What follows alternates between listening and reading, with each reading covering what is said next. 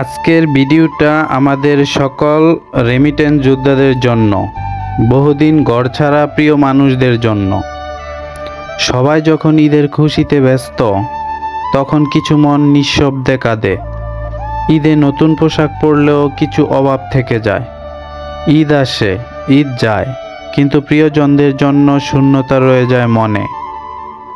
ঈদের দিনে সবার জন্য দোয়া করি, তবে নিজের জন্য এইটুকু শুধু চাই, ভেতরে শূন্যতা যেন আর না বাড়ে। ঈদ মানে মিলন, ঈদ মানে খুশি, কিন্তু কারো কারো ঈদ মানে শুধু পুরনো ব্যথাগুলোকে নতুন করে অনুভব করা। ঈদ আসছে কিন্তু আনন্দ নেই, বাড়ি যাওয়ার সুযোগ নেই, প্রিয়জনদের সান্নিধ্য নেই, শুধুই শূন্যতা। ঈদ মানে আনন্দ, কিন্তু আমার জন্য ঈদ মানে দূরত্ব, একাকিত্ব আর ফেলে আসা স্মৃতির দীর্ঘশ্বাস। সবাই যখন নতুন পোশাকে ঈদের আনন্দে মেতে ওঠে, কেউ কেউ তখন একাকী কোনায় বসে পুরনো স্মৃতি আঁকড়ে ধরে। ঈদে আসলে বাড়ির আঙিনায় ছুটে বেড়ানোর স্মৃতি মনে পড়ে, কিন্তু বাস্তবতা আমাকে এই দূর প্রবাসে ফেলে রেখেছে। ঈদের দিনে মায়ের হাতের রান্না খাওয়ার ইচ্ছে ছিল, কিন্তু দূরত্বের কাঁটা সব আনন্দকে নিঃশেষ করে দিয়েছে।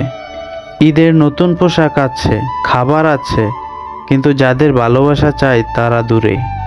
ঈদ আসে, ঈদ চলেও যায়, কিন্তু কিছু অভাব, কিছু শূন্যতা কোনোদিনও পূরণ হয় না।